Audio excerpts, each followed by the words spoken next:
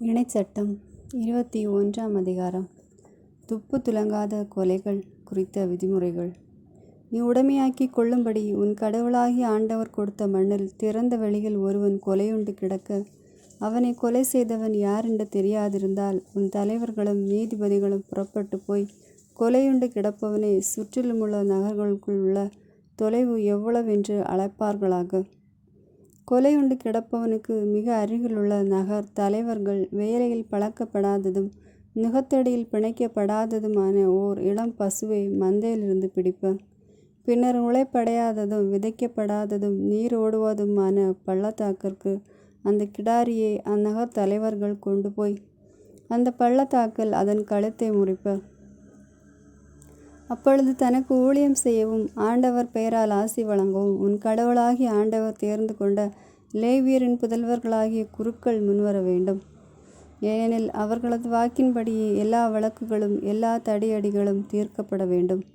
அப்போது கொலையுண்டவனுக்கு மிக அருகில் உள்ள நகர்த்தலைவர்கள் எல்லோரும் பள்ளத்தாக்கில் கழுத்து முறிக்கப்பட்ட கிடாரியின் மீது அவர்கள் கைகளை கழுவி உரத்து சொல்ல வேண்டியது, எங்கள் கைகள் அந்த இரத்தத்தை சிந்தியதுமில்லை, எங்கள் கண்கள் அதை கண்டதுமில்லை. ஆண்டவரே, நீர் மீட்ட உம்மக்களாகிய இஸ்ரவேலை மன்னித்தருளும். குற்றமற்றவன் இரத்தத்தை சிந்தின பழியை உம்மக்கள் இஸ்ரவேல் மேல் சுமத்தாதையும். இரத்த பழியிலிருந்து அவர்களை விடுவித்தருளும். இவ்வாறு குற்றமற்றவன் இரத்தத்தை சிந்தின பழியை உன்னிடமிருந்து நீக்கி விடுவாய். ஏனெனில் ஆண்டவரின் முன்னிலையில் நேரியதை செய்துள்ளாய்.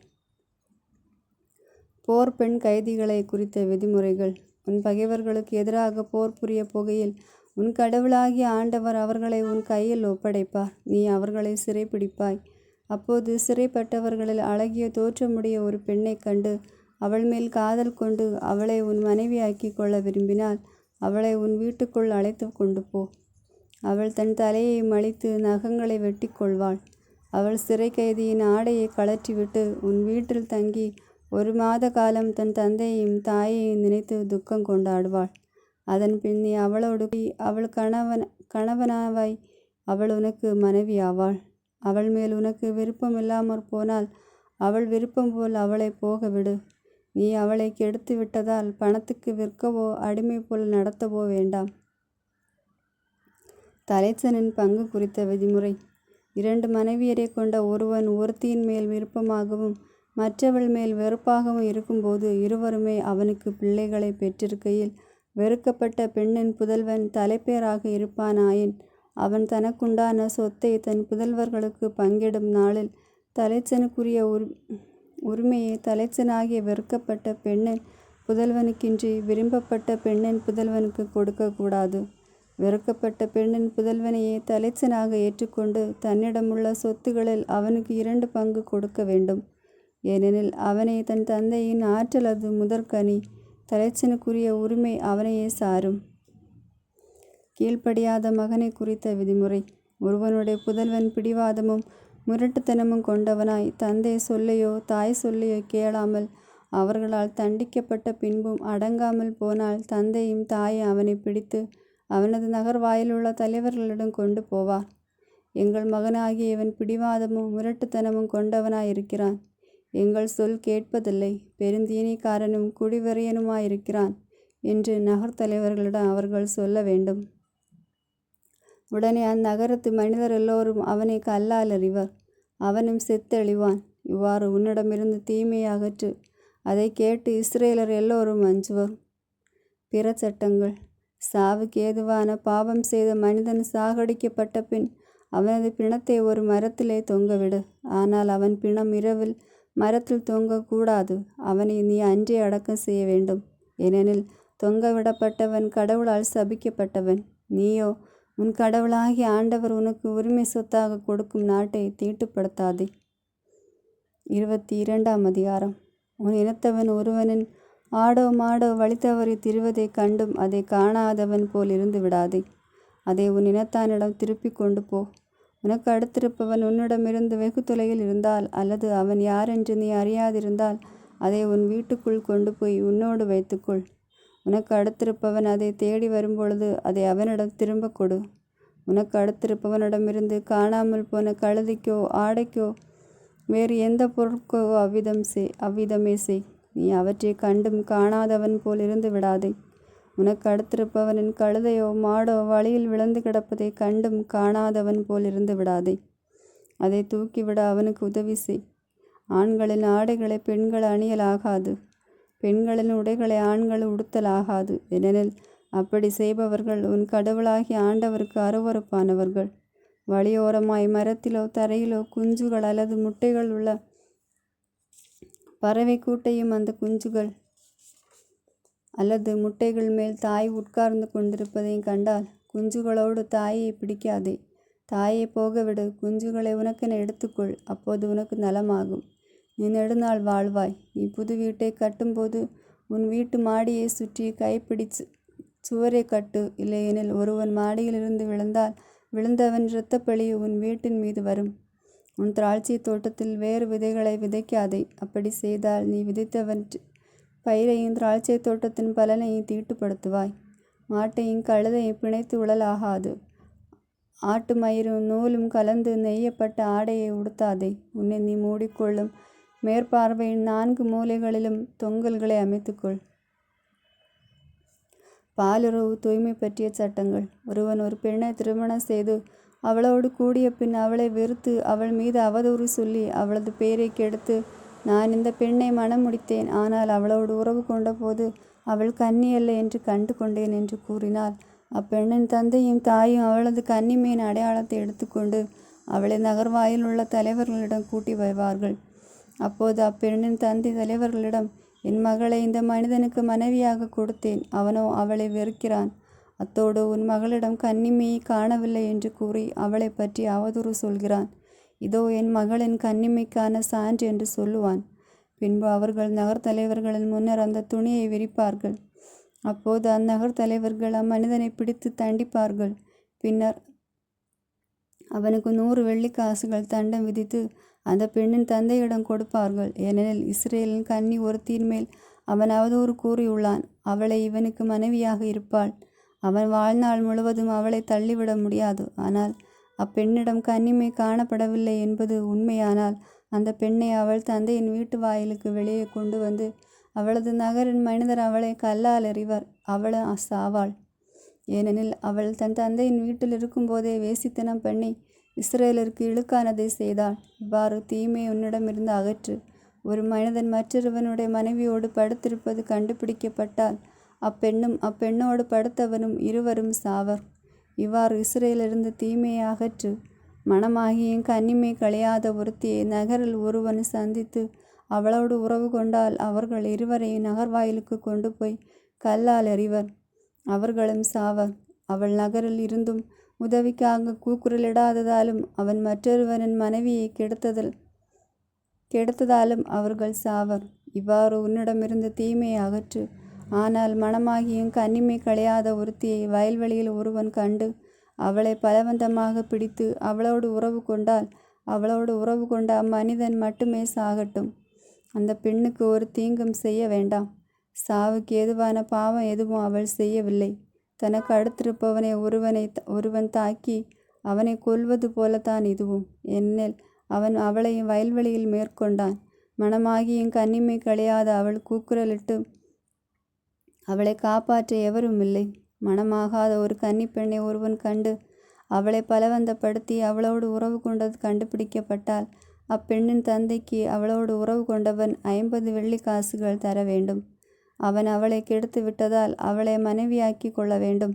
அவன் வாழ்நாள் முழுவதும் அவளை மணமுறிவு செய்ய முடியாது. எவனும் தன் தந்தையின் மனைவியோடு கூடலாகாது. தன் தந்தையின் படுக்கையை இழிவுபடுத்தலாகாது. 23ஆம் அதிகாரம். ஆண்டவரின் மக்களிடமிருந்து ஒதுக்கப்பட்டவர்கள். விதையடிக்கப்பட்டவனும் ஆண்குறி அறுக்கப்பட்டவனும் ஆண்டவரின் திருப்பேரவைக்குள் நுழையலாகாது. வேசித்தனத்தால் பிறந்தவன் அவனது 10ஆம் தலைமுறை வரைக்கும் ஆண்டவரின் திருப்பேரவைக்குள் நுழையலாகாது. அம்மோனியரும் மோவாபியரும் அவர்களது 10ஆம் தலைமுறை வரைக்கும் அவர்களை சார்ந்த எவரும் எக்காலத்திலும் ஆண்டவரின் திருப்பேரவைக்குள் நுழையக்கூடாது. ஏனெனில் நீங்கள் எகிப்திலிருந்து புறப்பட்டு வரும் வழியில் அவர்கள் அப்பளங்களோடும் தண்ணீரோடும் உங்களை எதிர்கொள்ளவில்லை. அத்தோடு ஆறாம் நகரிலுள்ள பெத்தேர் என்னும் ஊரிலிருந்து பெகோரின் மகன் பிலேயாமை உன்னை சபிக்கும்படி கூலிக்கு அமர்த்தினார்கள்.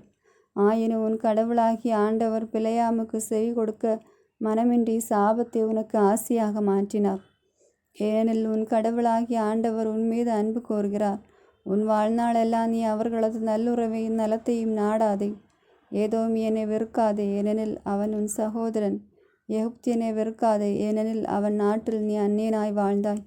அவர்களுக்கு பிறந்த பிள்ளைகளின் 3ஆம் தலைமுறை தொடங்கி ஆண்டவரின் திருப்பேரவைக்குள் வரலாம். பாளையத்தை தூய்மையாக்க வைத்துக்கொள்ள. நீ உன் பகைவருக்கு எதிராக சென்று பாளையம் இறங்கியிருக்கையில் எல்லா தீச்செயல்களிலிருந்தும் விலகியிரு. உங்களில் ஒருவன் இரவில் நிகழ்ந்த செயலால் தீட்டுப்பட்டிருந்தால் அவன் பாளையத்திற்கு வெளியே செல்லட்டும், பாளையத்திற்குள்ளே வரக்கூடாது.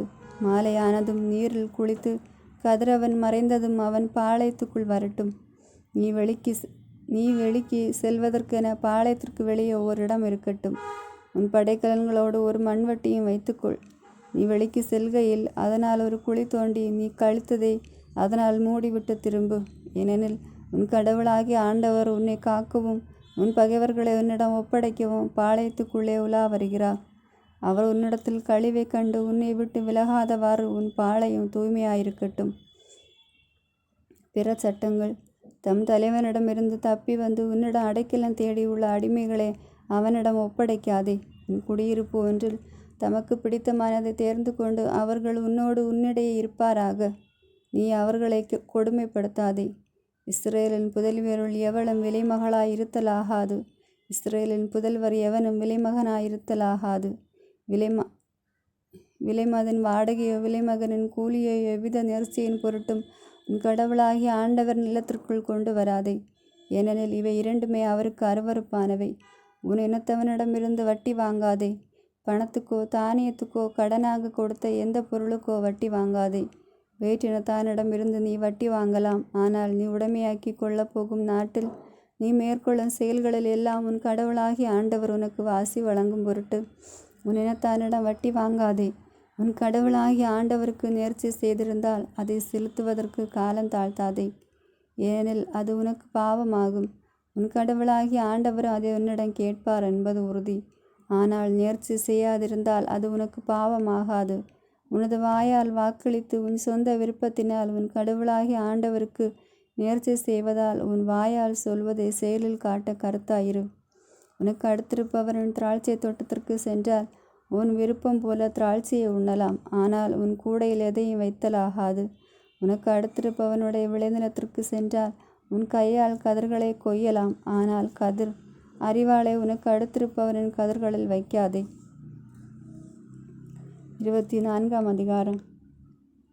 மணவிலக்கும் மறுமணமும். ஒருவன் ஒரு பெண்ணை திருமணம் செய்து அவளோடு கூடிய பின் அவளது அருவருக்கத்தக்க செயலை கண்டு அவள் மேல் அவனுக்கு விருப்பமில்லாமற் போனால் அவன் முறிவு சீட்டு எழுதி அவள் கையில் கொடுத்து அவளை தன் வீட்டிலிருந்து அனுப்பி விடுகிறான். அவள் அவனது வீட்டை விட்டு வெளியே சென்று வேறொருவனுக்கு மனைவி ஆகிறாள். 2ஆம் கணவனும் அவளை வெறுத்து முறிவு சீட்டு எழுதி அவள் கையில் கொடுத்து அவளை தன் வீட்டிலிருந்து அனுப்பி விடுகிறான். அல்லது அவளை தன் மனைவியாக ஏற்றுக்கொண்ட 2ஆம் கணவன் இறந்து விடுகிறான். இந்நிலையில் அவள் தீட்டுப்பட்டுவிட்ட காரணத்தால் அவளை தள்ளி வைத்த முதல் கணவன் அவளை மீண்டும் தன் மனைவியாக ஏற்றுக்கொள்ளக்கூடாது, ஏனெனில் அது ஆண்டவர் முன்னிலையில் வெறுப்பானதாகும். உன் கடவுளாகிய ஆண்டவர் உனக்கு உரிமை சொத்தாக கொடுக்கும் நாட்டை நீ பாவத்துக்கு உள்ளாக்காதே. பிற சட்டங்கள்.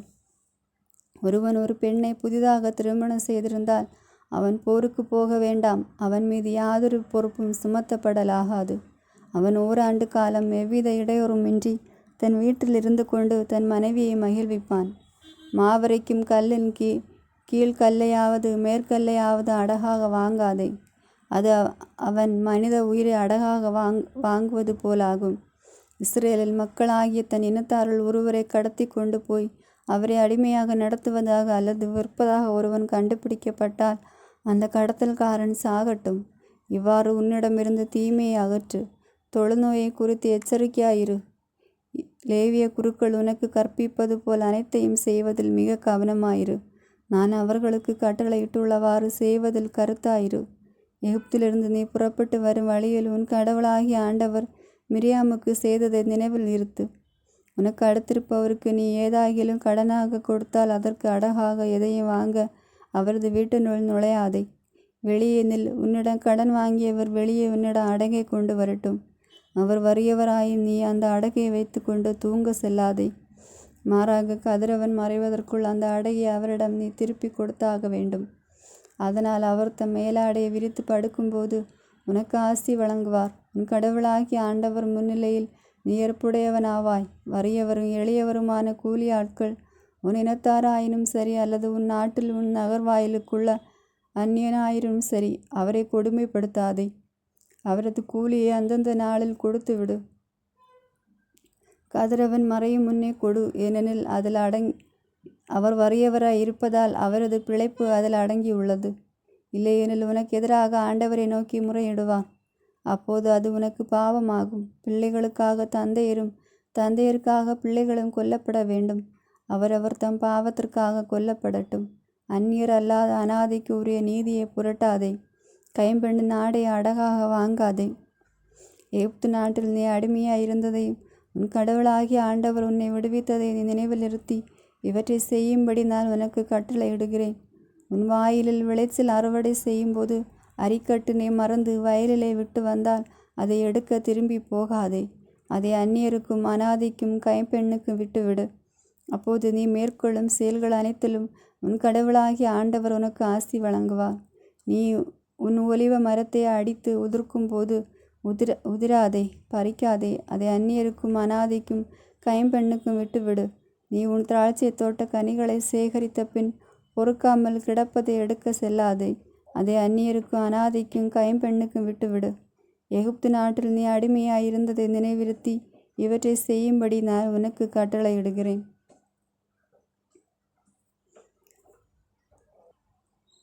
மனிதனிடையே வழக்கு ஏற்பட்டு அவர்கள் நீதிமன்றத்தை நாடும் பொழுது நீதிபதிகள் நேர்மையாளரை நேர்மையாளர் என்றும் குற்றவாளியை குற்றவாளி என்றும் தீர்ப்பிடுவர்.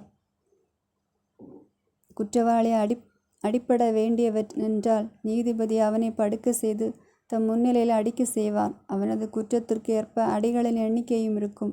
அவனுக்கு 40 அடிகள் கொடுக்கலாம், அதற்கு மேல் வேண்டாம். அதற்கு மேல் அடித்தால் உன் கண்களுக்கு முன்பாக உன் இனத்தான் மானம் இழந்தவனாவான். போரடிக்கும் மாட்டின் வாயை கட்டாதே. இறந்த சகோதரனுக்கு செய்ய வேண்டிய கடமை.